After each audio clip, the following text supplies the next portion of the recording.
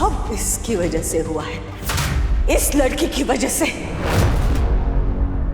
बच्चे छोटे थे दीदी, उनकी बातों को नजरअंदाज किया जा सकता था, भुलाया जा सकता था, पर बड़ों की बातों को नहीं। लेकिन छोटे जब बड़ों जैसी बातें करते हैं ना, तो वो उतना आसान नहीं होता। जब बड़े बच्चों जैसी बातें करते तो और भी मुश्किल होता है दीदी। माना कि शुरुआत कान्हा और सयूरी से हुई थी, लेकिन बात को आप ही ने आगे बढ़ाया था। अच्छा, ये निशान देख रही हो? देख रही हो? तुम्हारी बेटी तो हमारे बेटे की आग फोड़ देती। ये तो अच्छा हुआ कि हम समय पे आए और बचा लिया उसे। सयूरी के पापा ने भी पूरे 2 हफ्ते तक सिकाई कर रहे थे हम इसके सर की। यहाँ चोट आई थी, यहाँ। उस दिन चोट सभी को लगी थी दीदी, किसी के माथे पे तो किसी के दिल पे, पर वक्त के साथ सबके घाव भर गए थे। नहीं भरे तो आपके घाव, क्योंकि आपने उन्हें नासूर बना दिया।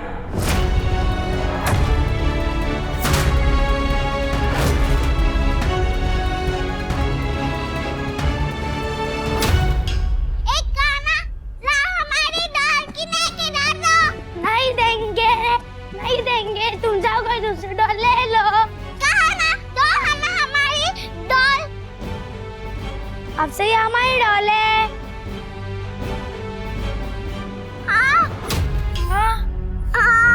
सयूरी, कान्हा।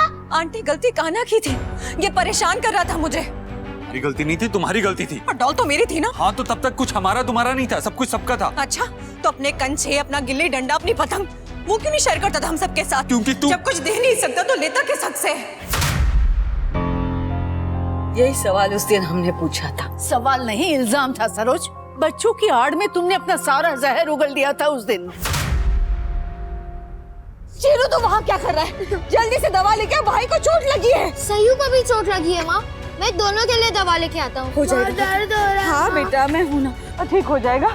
भैया गए ना दवाई लाने। चीरू, नहीं माँ, दवाई से कुछ नहीं होगा, आप इसको डांटो, इसने मारा है। तूने अपनी माँ से हमारी शिकायत की ना, हम अपने पापा से तेरी शिकायत करेंगे, फिर वो तेरी डंडे से पिटाई करेंगे। हाँ, तो फिर हमारे पापा भी तुम्हारे पापा की डंडा पिटाई करेंगे। हमारे पापा तेरे पापा के बॉस है, वो उनकी पिटाई नहीं कर सकते। बॉस क्या होता है? जो सबको ऑर्डर देते हैं। तेरे पापा वही करते हैं जो हमारे पापा कहते हैं। सच्ची में क्या माँ? इसके पापा बॉस है और हमारे पापा नौकर है। आंटी, आप चुप हो जा सयूरी। एक शब्द और बोला ना तो जुबान खींच लेंगे तुम्हारी। क्या हुआ भाभी, आप इस तरह क्यों बात कर रही हैं बच्ची से? पापा, बहुत दर्द हो रहा है। कोई बात नहीं बेटा, डर मत, पापा है ना। पापा, तुझे किसने कहा था इसके साथ खेलने के लिए? क्या हुआ भाभी? ये देखिए, और हुआ नहीं, किया है आपकी बेटी ने। सयूरी, बेटा तुमने कान्हा को मारा? नहीं पापा, सच्ची। एक नंबर की झूठी है ये। दवा मिल गया। बर्फ लगा। क्या हुआ? अच्छा, आ जाओ कान्हा, तुम भी आ जाओ बेटा, आ जाओ कान्हा बेटा, हम बर्फ लगा देंगे, थोड़ी ठंडक मिलेगी, आ जाओ। ठंडक तो हमें तब पड़ेगी जब सयूरी के माथे पे भी कान्हा जैसे चोट का निशान होगा। सरोज, भाभी सयूरी मना करी है कि चोट उसकी वजह से नहीं लगी है, हमें उस पर भरोसा है, लेकिन आप अभी भी नाराज हैं तो उसकी तरफ से हाथ जोड़ के हम माफी मांग लेते हैं। मगर आप ये तो बताइए, आपको हुआ क्या? किस तरह की बातें कर रही हैं आप? दीदी, आपके मुंह से पहले कभी ऐसी बातें नहीं सुनी। हुआ क्या है आज? हमारे सबर का बांध टूट गया है। इतने सालों से चुप रहे, लेकिन अब चुप नहीं रहेंगे, अब बोलेंगे, क्योंकि बोलना जरूरी है, नहीं तो हमारी तरह हमारे बच्चे भी दबते रहेंगे। किसने दबाया आपको? जो खुद को मालिक और हमें नौकर समझते। सरोज, ये क्या बोल रही हैं आप दीदी? छोड़िए, रहने दीजिए, बाद में बात करते हैं, क्योंकि बच्चे परेशान हो रहे हैं अभी। और हम इतने सालों से परेशान हो रहे हैं, उसका क्या? आपको जो कहना आप सीधे सीधे कहिए ना, बच्चों की आड़ में क्यों कह रही है? बच्चों की आड़ में नहीं कह रहे, सीधे सीधे ही कह रहे, डरते नहीं आपसे। अगर इस वक्त कान्हा की चोट से ज्यादा आपको अपनी बात जरूरी लग रही है तो बात तो बहुत ही बड़ी होगी, तो बताइए हुआ क्या है? जानबूझ के अनजान बनने का नाटक मत करो। और आज हम बोलेंगे, हमारे मन में जो है वो बोलेंगे।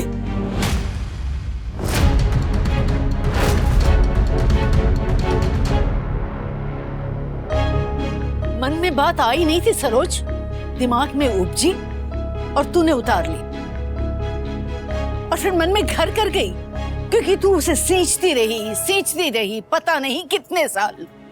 आई डॉक्टर साहब, थैंक यू सो मच, आप आए। काना बेटा, आप कैसा लग रहा है बेटा? ठीक हो? बच्चे की चोट तो ठीक हो जाएगी, लेकिन हमारे जख्मों का क्या, जो दिन ब दिन बढ़ते ही जा रहे हैं। क्या हो क्या गया है भाभी? आपको किस तरह की बात करनी, जो मन में है खुल के कहिए ना। इतने सालों से सह रहे हैं हम, लेकिन मजाल है जुबान पे आने दिया हो या चेहरे पे दिखा हो। इससे अच्छा तो आप कह ही देती, कम से कम दिल में रखे रखे ये बात बड़ी तो नहीं बन जाती। और ना तुम्हारे पति इतने बड़े आदमी बनते।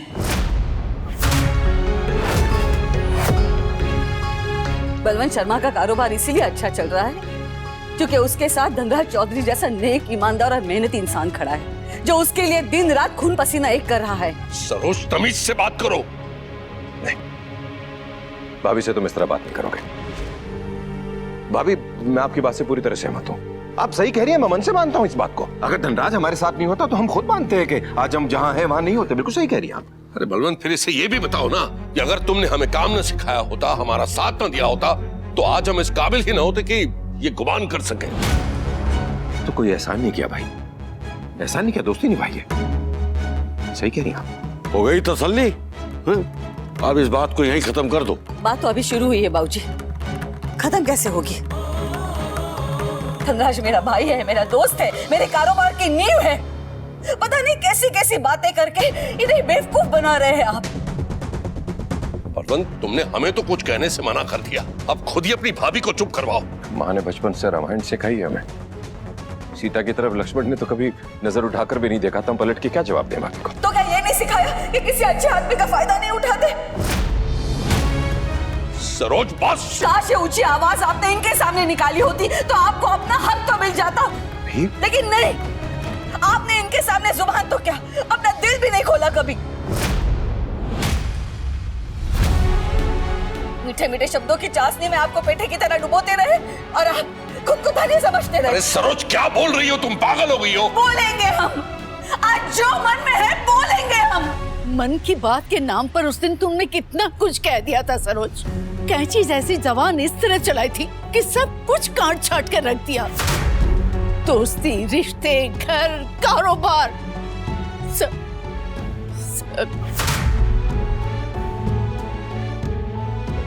उस दिन पैसे मांग के बेइज्जती की थी, आज पैसे दे के कर रही हैं आप दीदी। उस दिन हम अपने पति के मान के लिए लड़ रहे थे और आज हमारे बेटे के भविष्य के लिए। ना उस दिन गलत थे, ना आज गलत है। गलत ना सहेंगे, ना अपने पति और बच्चों के साथ होने देंगे। लेकिन गलत कर कौन रहा है भाभी आपके साथ? आपको कुछ गलतफहमी हुई है। धनराज मेरा भाई है, दोस्त है, जान छिड़कता हूँ। झूठ। भाई मानते तो बराबर का अधिकार देते, ऐसे नौकर बना के नहीं रखते इन्हें। गलत बात भाभी, मुझे जो कहना है कह लीजिए, मगर मेरे दोस्त को नौकर मत कहिए। मेरी दोस्ती का अपमान कर रही हैं आप। अरे नौकर नौकर क्या लगा रखा है? अरे बच्चों का तो ख्याल करो। अरे उनके सामने बोलोगे तो वो भी बोलने लग जाएंगे। सही कहा बाबूजी आपने, बच्चे जो सुनते हैं वही कहते हैं। इसीलिए तो सयूरी ने कहा ना कि उसके पापा मालिक है और चिरू के पापा नौकर। कोई तो ऐसी बात करता होगा ना घर में। दीदी दीदी देखिए, हम भगवान जी की कसम खा के कहते हैं, हमने गलती से भी ऐसे कभी, कहना तो बहुत दूर की बात है, कभी सोचा भी हो तो सयूरी ने ऐसी बात कैसे की? दीदी वो बच्चे हैं, बच्चे बिना सोचे समझे बोल देते हैं। हम उससे बात करते हैं, आप शांत हो जाए।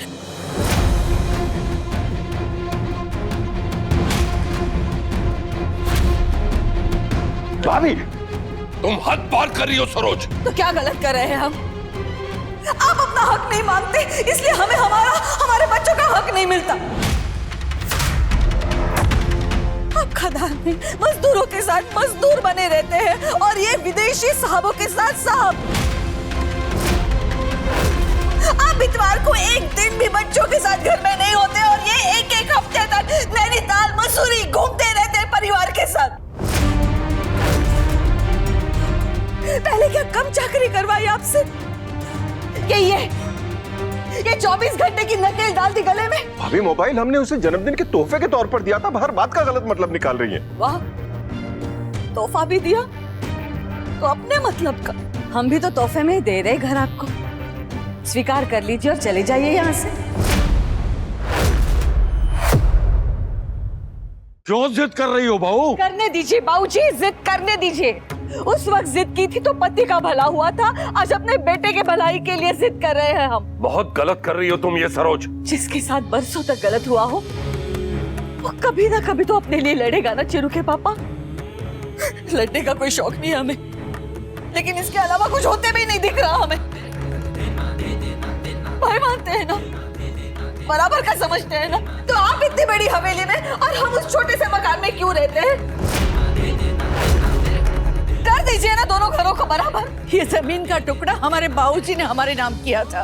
बलवंत के बाबूजी जब ये हवेली बनवाने लगे तो दोस्त से दूर ना रहना पड़े, इसलिए यहीं पे मकान भी बनवा दिया।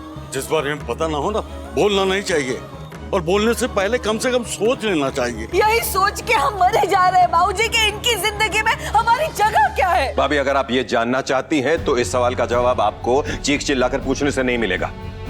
धनराज की और उसके परिवार की हमारी जिंदगी में क्या अहमियत है, इस बात की सफाई देकर हम इस रिश्ते को शर्मिंदा नहीं करना चाहते।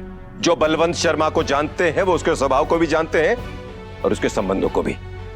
रही बात आपकी शिकायत की, तो आप प्लीज बताइए ना कि आपके मन में क्या है, क्या चीज है जो आपको इतना खाए जा रही है। आप एक बार कह के तो देखिए, हम ये हवेली आपके नाम कर देंगे। नहीं नहीं नहीं बलवंत, इसकी बातों पर ध्यान मत दो, ये पगला गई है आज। दीदी, दीदी हम सयूरी की कसम खा के कहते हैं, हमने आपके बारे में ऐसा कभी नहीं सोचा। अपनी बच्ची की कसम ना आज के पहले खाई है और ना आज के बाद खाओगी।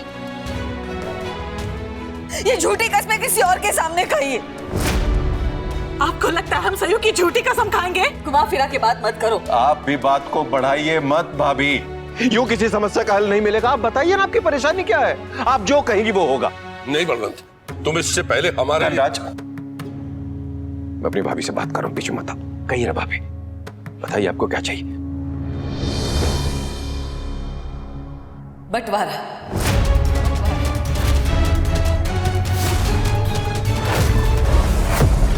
घर में कारोबार में बराबरी का हिस्सा।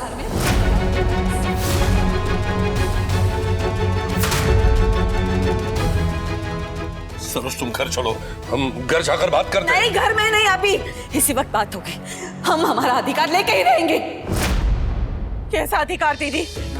शायद आप भूल रही है कि धनराज भाई साहब और आपका रिश्ता हमने करवाया था। अगर हमारे मन में ऐसी कोई भी बात होती तो। और तुम भी भूल रही हो कि जब इनका रिश्ता लेके आई थी तो ये कहा था कि जेठ के लिए रिश्ता लेके आए हैं, ये नहीं कहा था कि नौकर के लिए नौकरानी चाहिए। बस भाभी, आप हमारी दोस्ती को शर्मिंदा कर रही हैं। शर्मिंदा तो अभी किया ही कहा है हमने आपको। अगर ये आपको छोड़ के चले गए ना तो एक दिन भी गुजारा नहीं कर सकते आप। सड़क पे आ जाओगे तुम लोग। ये गलत है सरोज। इन्होंने अपना काम हमें इसलिए सौंपा क्योंकि इन्हें हम पर एतबार था। नहीं, इतना दम नहीं है इनमें कि अकेले इतना बड़ा कारोबार संभाले। अरे इतना बड़ा कारोबार कोई अकेला इंसान नहीं संभाल सकता, और इसीलिए हमने अपना काम बांट लिया, जिम्मेदारियां बांट। तो मुनाफा क्यों नहीं बांटा? प्रॉपर्टी क्यों नहीं बांटी? झूठे आपके दोस्त, झूठी है इनकी दोस्ती। इतने सालों से फरेब कर रहे हैं आपके साथ, आपकी अच्छाई का फायदा उठा रहे हैं। अरे ऐसे लोगों को तो। बस दीदी बस, चुप रहिए प्लीज, चुप रहिए। कुछ समझ, इनके सब कह देने से हमारी सच्चाई नहीं बदलती। सच्चाई तो ये है कि आप एक नंबर के फरेबी हैं। हद में रहिए दीदी, हम कुछ बोल नहीं रहे, इसका ये मतलब नहीं आप कुछ भी बोलती जाए। आपकी हिम्मत कैसे हुई है सब कहने की? हाँ, निकल जाइए हमारी हवेली से, अभी क्या भी निकल जाइए। आप अपने पति का समान अधिकार मांगने आई हैं या हमारे पति से उनका सम्मान छीनने?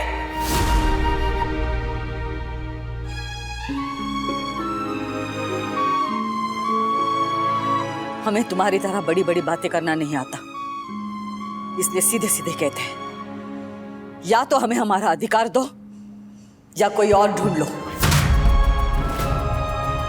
ढूंढ लेंगे, आपका तो कोई भरोसा है नहीं, आज आधा मांगा कर पूरे पे हक जताएंगी। प्रेम और प्यार का रिश्ता नहीं रखना है ना आपको, मत रखिए, व्यापार का भी मत रखिए। लेकिन एक बात आप अच्छे से समझ लीजिए, आप जो भी करिए बहुत गलत करिए और इसका पछतावा आपको कल होगा ही होगा। पछताओगी तो तुम।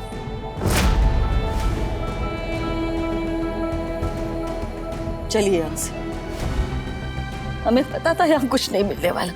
रिश्ते की जिस डोर को आप तोड़ के जा रही है ना, वो कभी नहीं जुड़ेगी, और अगर जुड़ेगी तो हमेशा एक गांठ बंधी रहेगी। ये बात आप याद रखिए। परवाह नहीं, आप लोग हमारा मरा मुंह देखेंगे अगर इनके साथ रिश्ता रखा या एक पल के लिए भी यहाँ रुके तो।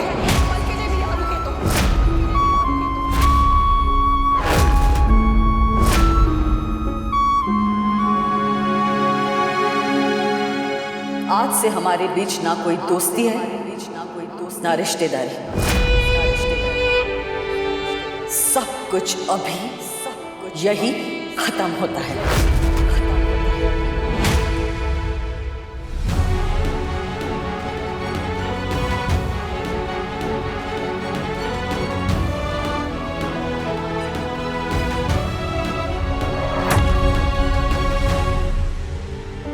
सब खत्म हो गया, सब कुछ। हमने कहा था ना, मेहनत करने वाले को किसी का डर नहीं होता और ना ही जरूरत। ये भी कहा था कि समय एक जैसा नहीं रहता, बदल गया ना, आपका भी और हमारा भी। सब कर्मों का फल है। कभी सोचा नहीं आपने कि कुछ तो गलत किया होगा, इसलिए ये दिन देखने पड़ रहे हैं? हवेली छोड़ के आप लोगों को उस आउट हाउस में जाना पड़ा और हम, जिन्हें हवेली से निकाल दिया गया था, इस हवेली में आके रह रहे हैं।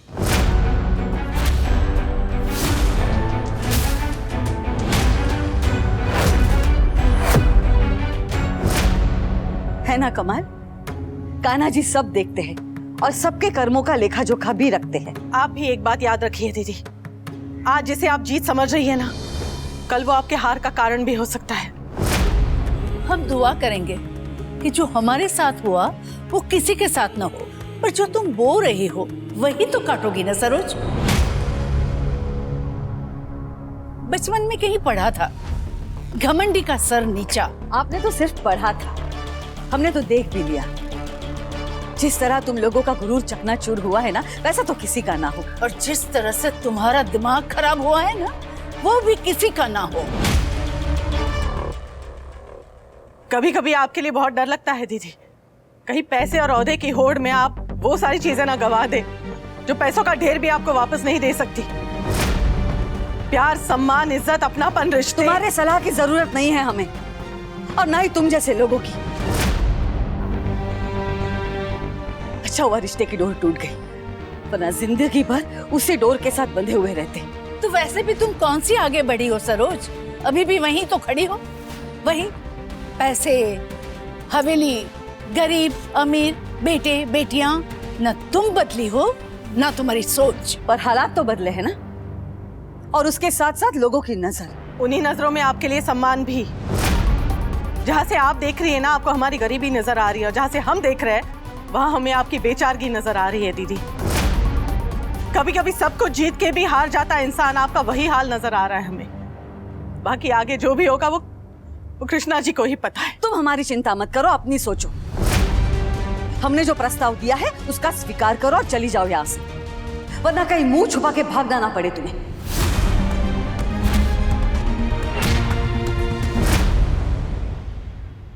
विनती करते हैं आपसे, अपनी बहू को समझाइए और चली जाइए यहाँ से। हम इसकी तरह चिल्ला के तो बात नहीं कर सकते, बस कह रहे हैं जिस रास्ते अंदर आए उसी रास्ते बाहर चले जाइए।